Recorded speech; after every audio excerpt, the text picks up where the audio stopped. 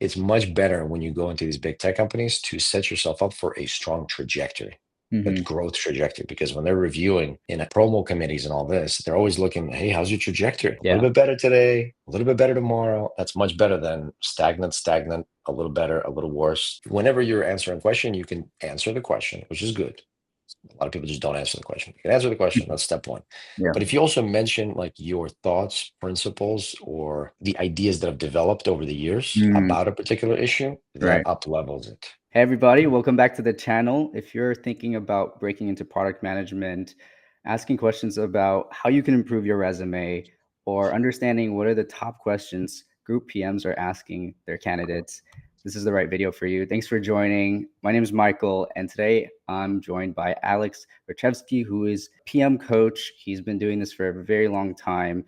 He has also practical experience as a Group PM at Google, startups, and many other experiences in Silicon Valley. So I'm very excited to have him. In addition to that, if you don't know, Alex, somewhat of a legend in the PM world. If you've practiced for a PM interview at one point, you might have seen his YouTube videos. I did when I was practicing for my interviews for Google, and it helped me a lot. He also posts a lot of content on LinkedIn that's helping people every single day. And he's just an amazing person to have on this channel. So thank you for joining me, Alex. Mike, thanks so much. I really appreciate it. Very nice to be here. I'm very happy to be here. I was going to say the same thing about you. I think you're doing a great job helping folks get into product management. I can't really do that anymore. I mostly focused on experienced PMs, Hmm. but I used to do that a lot. And I feel like there's like 20 times as many people that need help with that. And Hmm. you've been doing a great job. So it's my pleasure to be here. Thanks for having me. Awesome. Thank you. All right, we'll jump right into it to give our audience a little context about your background. So, you're currently actually leading a career accelerator, you're coaching current product managers, you're doing all other things. But if you take us back to maybe earlier days in your tech journey as a PM, Simpler days. Yes. Go can on. you walk us through maybe your background and how you ended up as a group PM at Google? Yeah, people just want to see the bottom line. It's like, how did you get the Group PM gig at Google? It's actually, I used to do like offline business, online business, gaming, mobile phone gaming, and built out some studios and some products. Hmm. And I grew up in the Bay Area, so I was always surrounded by technology, but I didn't really, that's not the first thing that I did. So I did a whole bunch of other stuff related to business, which I think is how I got the product management Mm. uh, related area. Um, People come to me often and they're like, Alex, I am a startup founder and like I'm finished with my startup. I think I should be a product manager. Is that right? And I'm like, yes, that's exactly right. Because there's just a huge overlap with being a founder or a business owner. Hmm. That's how my favorite way of thinking about it is you're just the person who needs to make sure that the business grows, customers are happy. So so I eventually applied to Google cold when I wanted to get into a new role, like beyond the games, Hmm. and they called me back. So there's no referral. That's the other thing. Is people are like, you got to get a referral. You should get a referral. It's better, but also you can apply cold. So I apply cold. I applied to a bunch of other places. I got a few other interviews, and but the Google one was the one. This is where I was first introduced to this concept of two concepts. First of all, product management proper, because my title before that used to be like game director or what was it like senior producer, like something Hmm. like that. And so I had to do that research to find out what product management actually was or how Hmm. Google thinks about product management. And so my resume said director of product management. So when I applied there, they looked at the experience. There's a bunch of business experience, consulting experience, gaming, mobile products. And so they were looking for something around Google Play. So there's some relevance to the mobile part, Yeah. not a strong relevance, but enough to just get me, come on in and let's have a chat. Yeah. And that's just the little opening I needed. Got in there, proceeded to do ridiculous amounts of research and book reading. In fact, cracking the PM interview, which is the original. You remember that original Orange book Yep. Yep. by is it Gail? I forget. She basically changed my life. I forget her name. That's Yeah. not great, but that book is just it's a classic book. It was like my introduction to the subject of product management interviews, and really the role itself. Mhm. So, so I probably spent like a good month prepping, uh, just running through all of the possible case questions, product design questions, thinking through it, thinking about different frameworks, Mhm. whatever was online at the time, which was not as much as it is now. Yeah. And I went for the interviews. And back then, we were still doing on-site interviews, which was Mhm. like way better for me because I'm better in person and I can use the whiteboard. And I leveraged all that and did very well in the interview and got the offer Awesome. for L7 right away, Wow. which is not something that happens often, but it certainly can happen if you go into it with the right framing. Mhm. So it was an IC role, but still very high, like L7 PM at Google. Yeah. And after that, I grew into different org, people management, grew a team, built one from scratch, got lucky a little bit with the right product, right timing, Mhm. and then was able to move into like a people manager, Group PM. Yeah. That's awesome. That's it in a nutshell. I love it. I hear often, people say when you go to a big tech company, you're going to down level. Your pay probably will improve, but your title is going to change to something maybe an IC level that's lower than your current level, right? Um, but I know you've seen people succeed in growing their comp, growing their responsibilities, and things like that. And I know something you posted recently was level appropriate answers. So, how did you maybe at the time did you think about that, and how do you think about those today? Like, how do you actually build these level appropriate answers? Yeah, yeah. So I've had a good 6 years to noodle on that Yeah. over since then, or seven, however many it's been. Um, so there is definitely an approach to it, and I can give you just a few quick tactics to do that. However, you don't always want to go crazy high level if you actually don't have the experience. So Mhm. before coming to Google, I had built a team of 50 twice, including engineers, designers, like this whole thing. So I did have a lot of people management experience, long-term strategy, road mapping, profit and loss ownership, like investment, all of these things. If you don't have a lot of that stuff, it's going to be tough. So I would not really rush into it if we're talking about an early career audience. Mhm. And there's really like no reason, as my old managers asked when I was trying to go for a promotion. He said, "Are you trying to buy a boat? What are you what are you doing? Like, how much money do you really need?" Yeah.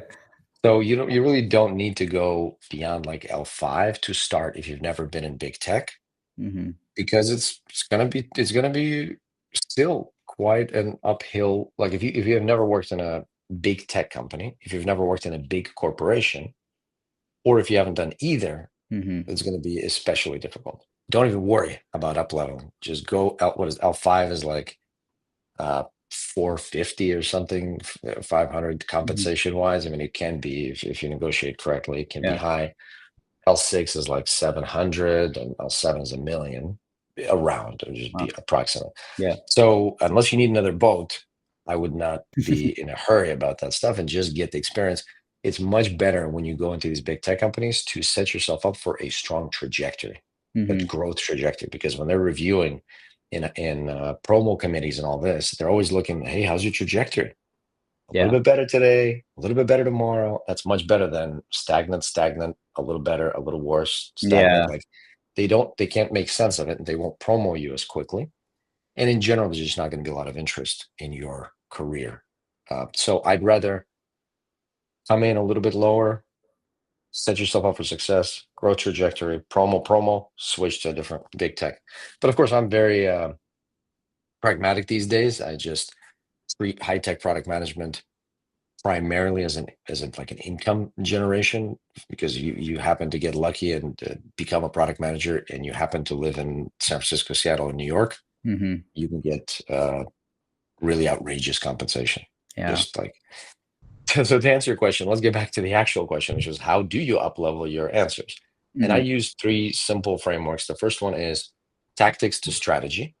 mhm, So lower level is going to be tactics. How do you literally execute? What do you do? How do you build the feature? How do you like align for immediate results? And then higher level is going to be more strategy. How do you align different groups? How do you align different orgs? How do you set different quarterly OKRs that actually make people actually work together? How do you set like long-term roadmaps? And then if you push more on strategy, even higher level, like director or group PM, that's more like 2 3 year. Can you build some sort of a vision and mhm, bring in stakeholders from like a ton of orgs and create these summits? And mm, you're trying to really go for the strategy piece. You're not really thinking, okay, low hanging fruit, let's launch this feature. It's just much more products and product lines. How do you bring people together? How do you affect real change? How do you go 10x? Those are the things. So it's tactics to strategy. The second piece is going to be IC to people management, which is effectively you running yourself, a manager of one, versus you starting to influence cross-functional team more. You starting to take on maybe you mentor some folks, maybe you take on some dotted line reports, and then eventually try to build your own team, make the case for it, profit and loss of like what happens when you get a head count. Can you actually turn it around for customer and business benefit? And so that's the other thing in general. When you're answering, you're thinking, Am I just myself, or am I leading a group of cross-functional folks, or am I leading a group of direct reports, or maybe even reports of reports? So that's the second: tactical to strategy and individual contributor to people manager.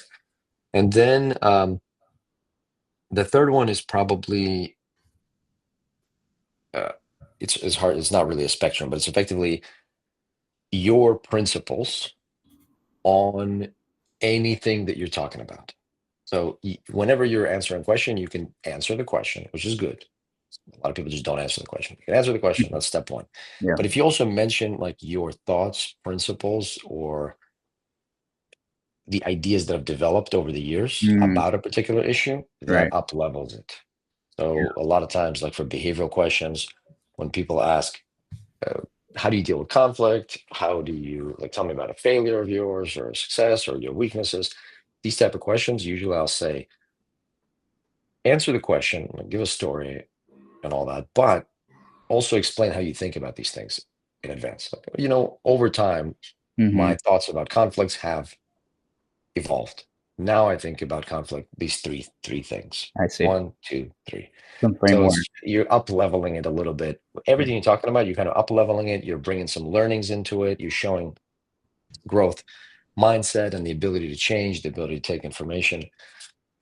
So that would be the third general bucket.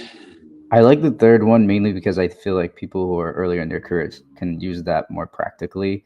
I think with tactical to strategy and IC to management, that's more senior, makes sense, Good point. right? But the points around behavioral questions, which everyone will get, when you answer, I like this idea of like summarizing your learnings and showing that you have a strong opinion that's developed over, even if it's 3 years of being a PM, like you have something, Yes, right? absolutely. And Um, actually, we like that so much that in the product career accelerator, when we practice behavioral questions, that's the framework we'll use. So, STAR or SAIL framework, we kind of augmented it a little bit where at the beginning, there'll be a strong hook, which promises to answer the question, first mhm, of all.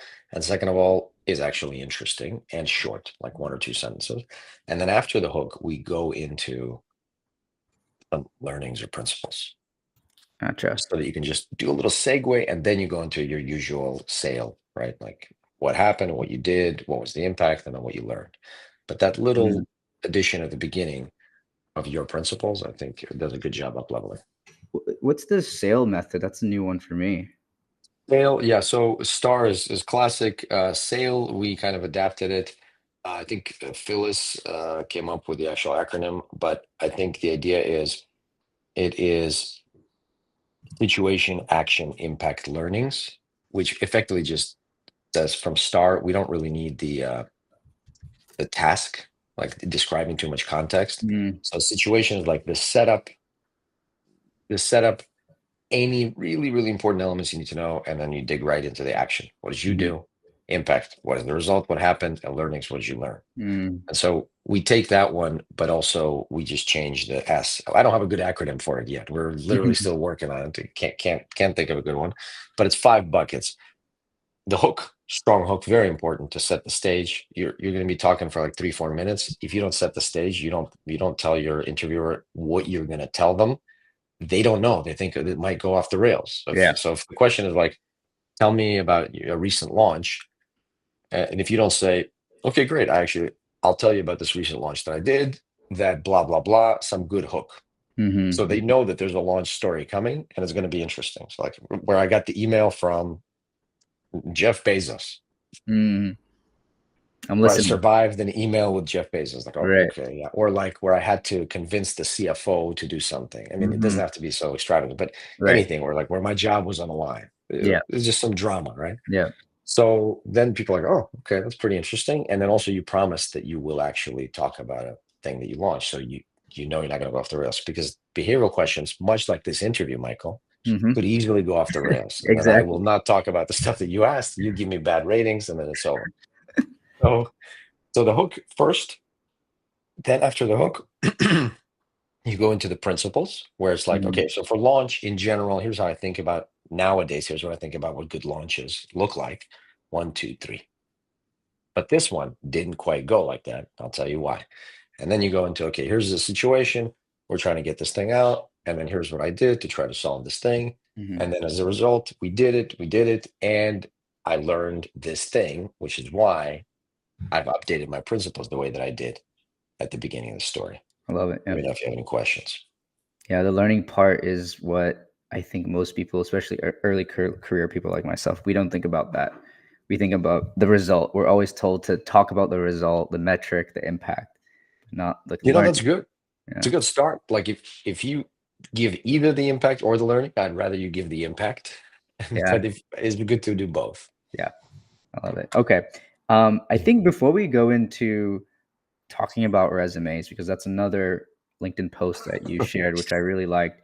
We talked about comps. We threw out some numbers, and I think the audience is going to be excited to hear, but also like, is this real in this market? Are these numbers actually, total comps that candidates are seeing? So, like, what percentage of candidates actually, let's say at L5, are seeing like 450K? Like, do we have those stats, or is that something Well, I you have can some of share? those stats because luckily now that I run the accelerator, we do see we have like over 100 people inside the accelerator. We have more Mhm. people joining all the time.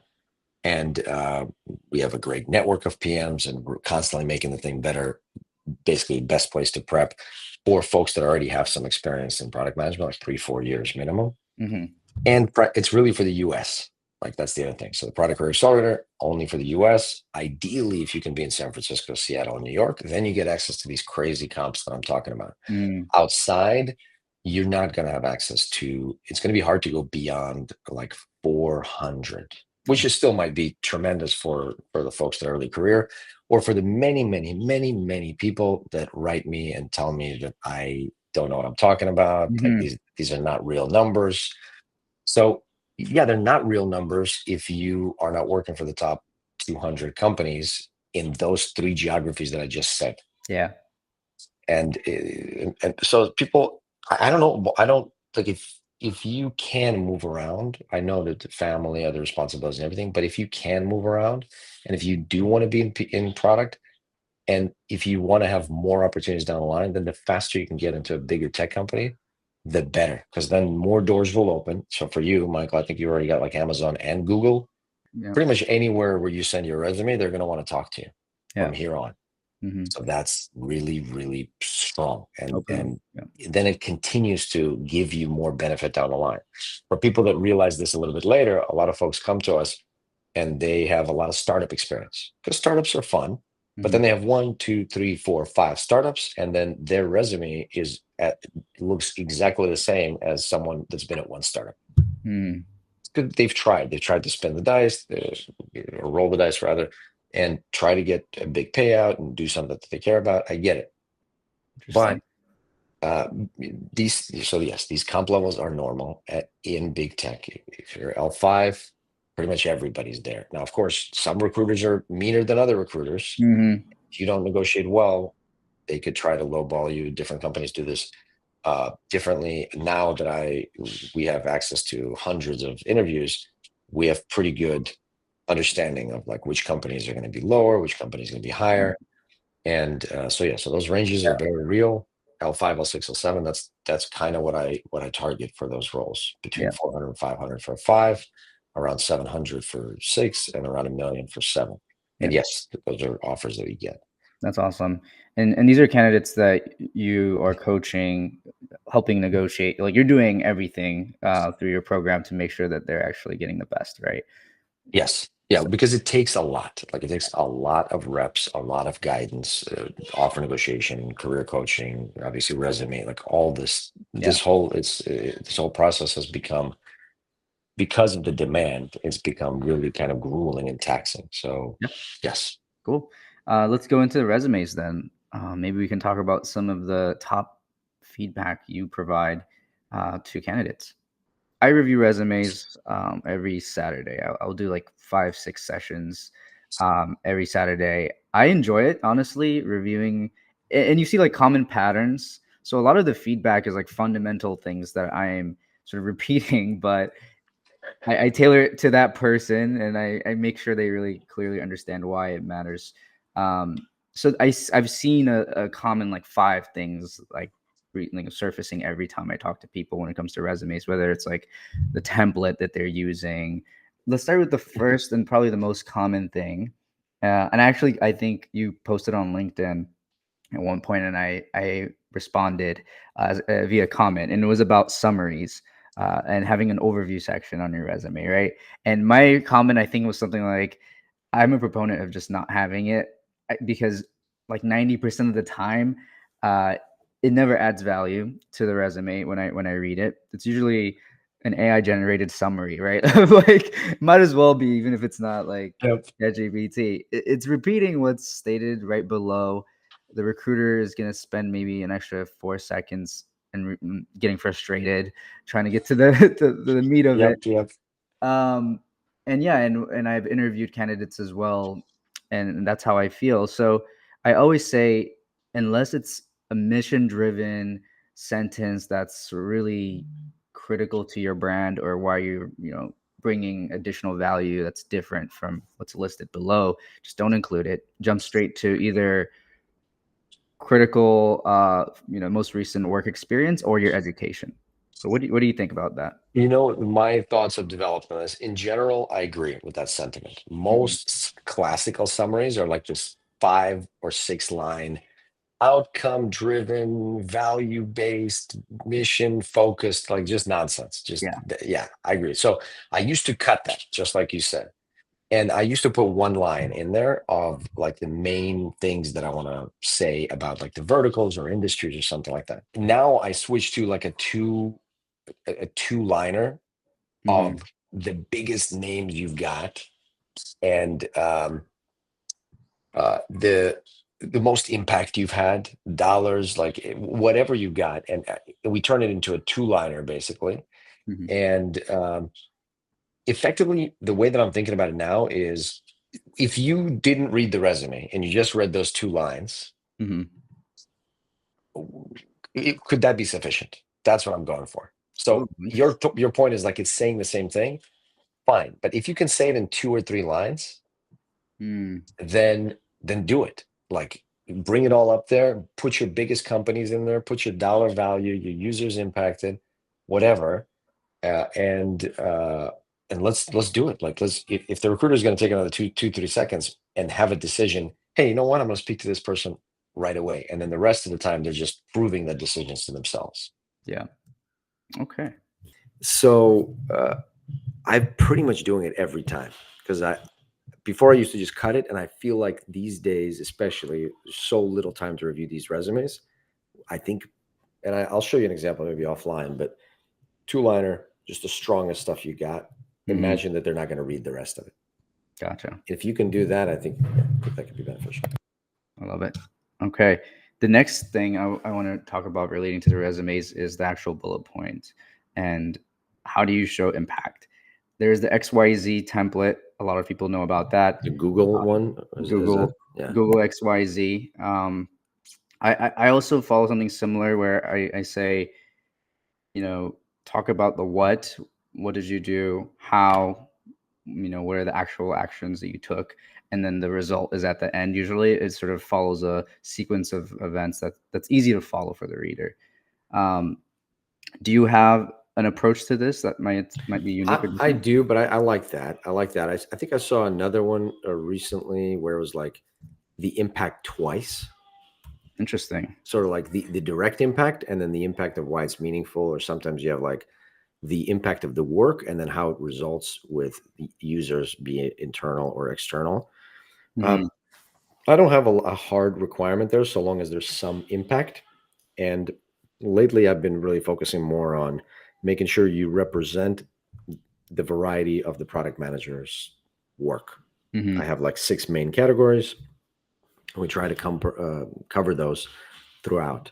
Let me see what I say in my instruction. I say action verb, what you did, what was the impact, how was it measured. So that's my default, but I am completely like super open to whatever you want. To me, I want the coverage and I want the impact. Gotcha. Yeah, let's move to side projects. This is something I see a lot of people in college, early career, doing, which is building their own projects on the side. It's something I've done. I built a startup on the side, helped me become a better product manager. The problem is, I do see that a lot of candidates, even with multiple years of experience, bring those side projects to the very top, or they're really emphasizing their passion projects on their resume. And I want to know about your 9 to 5 and what you're getting paid for and what's making money, and the stories you can tell. So I always encourage people to emphasize professional experience at a higher level. Agreed. 100% agreed. Usually we add on the side projects and everything to show like 0 to 1 stuff, entrepreneurial stuff, or anything else that might be missing. But of course, the easiest way to get a callback is to already have a recognizable company name on your resume, Hmm. which is why you should make a beeline for that in the first place. Just whatever you can do. If you're really early career, can you get an internship? That's Hmm. the easiest way. I mean, it's hard work and hard to do. But Yeah. if you get an internship, it's literally the fastest way you could get Google or Microsoft or like Meta Mhm. on your resume when you're right out of college or something like that. Yeah. Yeah. And you should be thinking like that. And I definitely encourage product career accelerator folks to think about it like that. What are all the most recognizable things you've got? If you think about education back in the day, and certainly still now, but especially in years past, that was the brand name on your resume. Mhm. You don't have experience, working experience, but you got this fancy college that you paid $100,000 for, and everybody knows it. That's your foot in the door. Nowadays, college education is still important, and certainly if you have MBA or if you have CS or something like that, that's a little better. But ultimately, people want recognizable names. Again, I'm only like talking about big tech Yeah. recruiters because Yeah. they're looking at thousands of these resumes. They're looking at, it's going to be much easier for them if they look at a company that they know, and then a few other elements. Yeah. And there's a key reason there I can think of. It's not only just the brand, but if you've operated at a company at that scale with that kind of bureaucracy, organization, cross-functional teams, all these things, that's like a whole different set of responsibility versus if you worked at a small startup with 5 people. You're probably more nimble, less approvals and doc reviews that you have to go through. Yes. Um, so it's different. It's a whole different process, and you're a different candidate, right? Yeah, 100%. So for me, what else? What else do we miss? Like Yeah. long resumes. Do you Oh, get yeah, like that's really long? number 1. That's number 1, I should have said.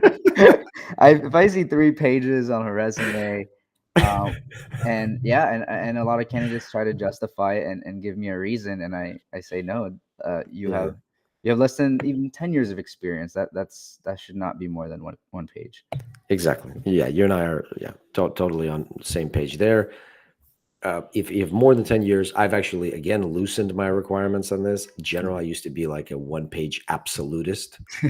I am not anymore. If you have more than 10 years experience and you really have some strong stuff in there, page and a half is fine. Sometimes in extreme cases, even 2 pages. You Mhm. never need to go beyond two. I'm now a Yeah. two-page absolutist, right? Like Yeah. whatever story you're telling, pal, you should tell it quicker. Quicker. Yeah.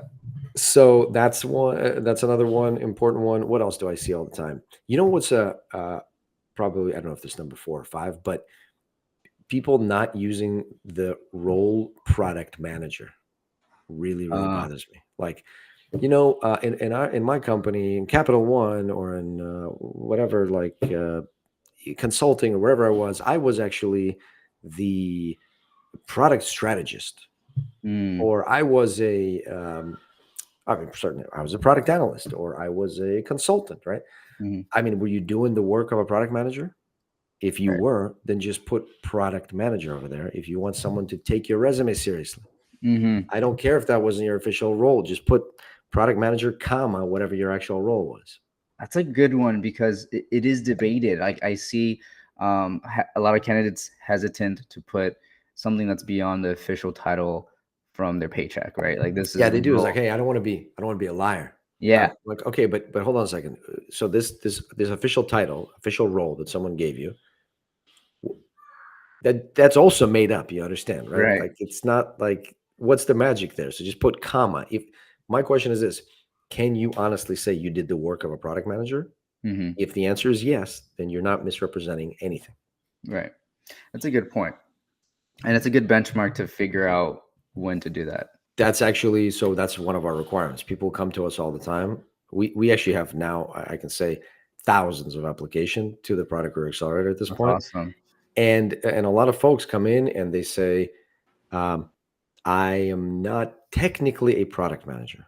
And so our question is always going to be the same. Can you put product manager on your resume? And can that be true? Like, can you not misrepresent yourself?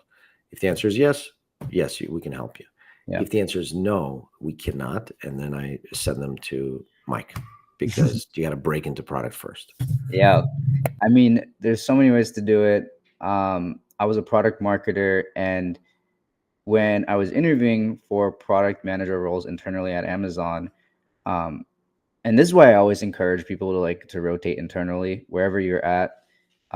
If they have some kind of program to do this, or if there's even just a networking opportunity to do it, because you don't need to even have an official title. You can say I'm a product marketer. I've been here for 2 years at this company. I know the company well. I know our customers. I know the product, and I'm very passionate about PM because I work with PMs every day, or I've shadowed and I have a mentor, and I've done tasks that are related to PM, contributed to PRDs, things like that.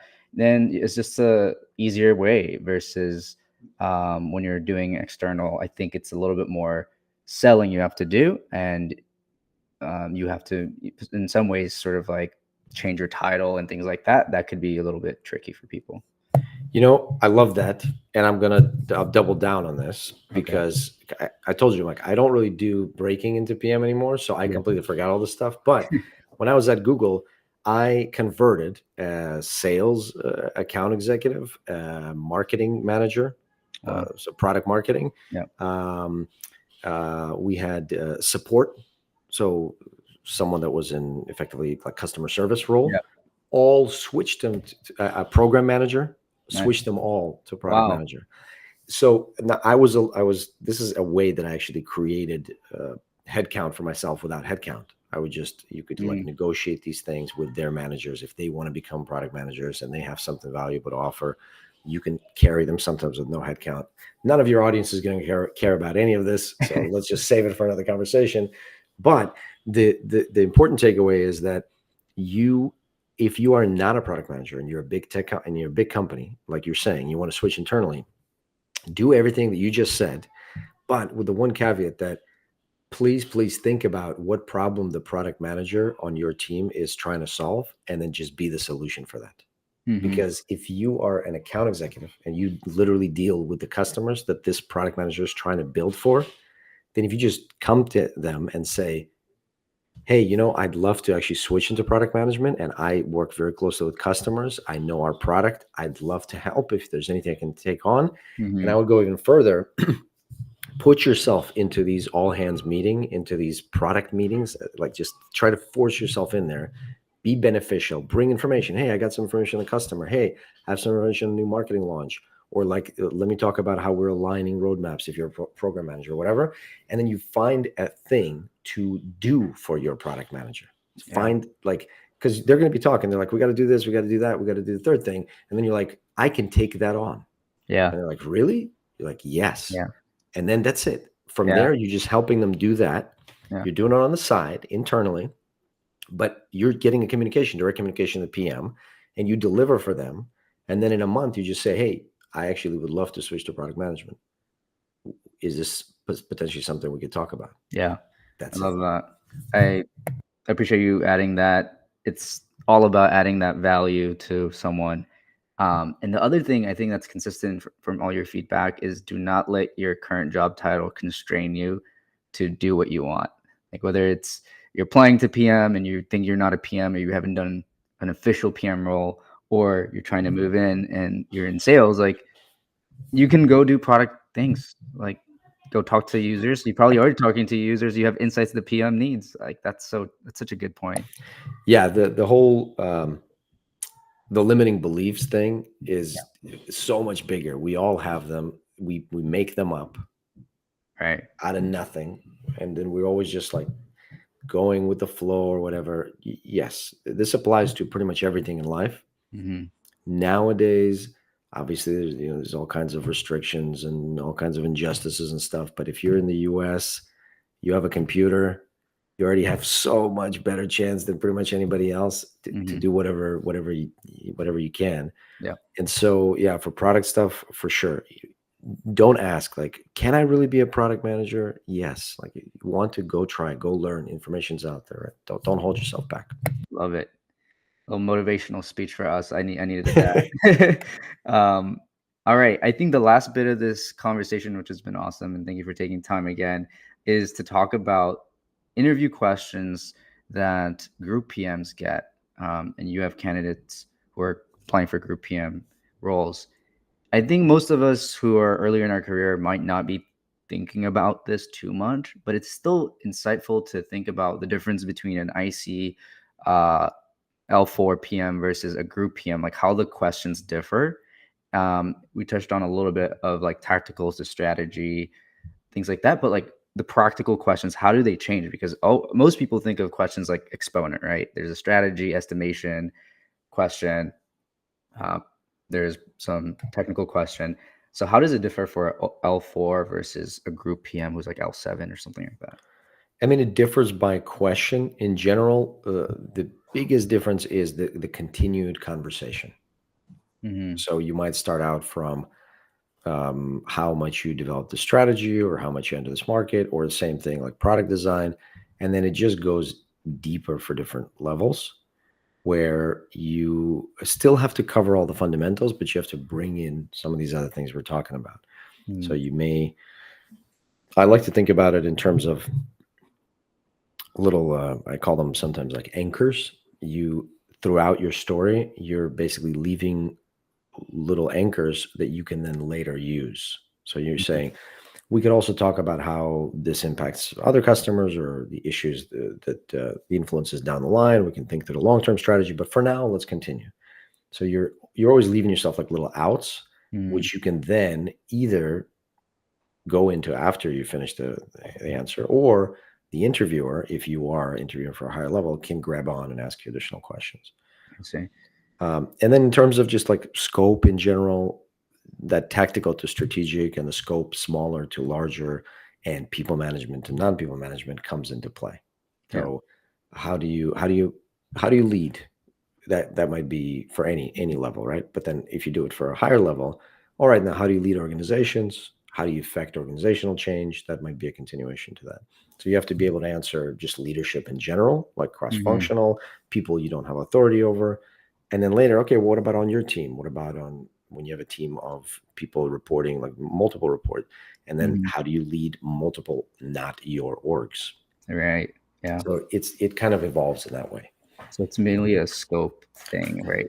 Primarily, yeah. So it's still that's why I say it's still tactics to strategy. So it might end with the tactics if you're talking Mhm. about a lower early career PM, and then it might evolve into more strategy if you're talking to a group. Yeah. And then IC versus people management is an obvious continuation, and then scope, Yeah. feature versus products, product lines, and orgs. And is there any specific questions you like to ask? You know, they don't have to be exact word for word questions, but types of questions that you like to sort of gauge the skills of a PM.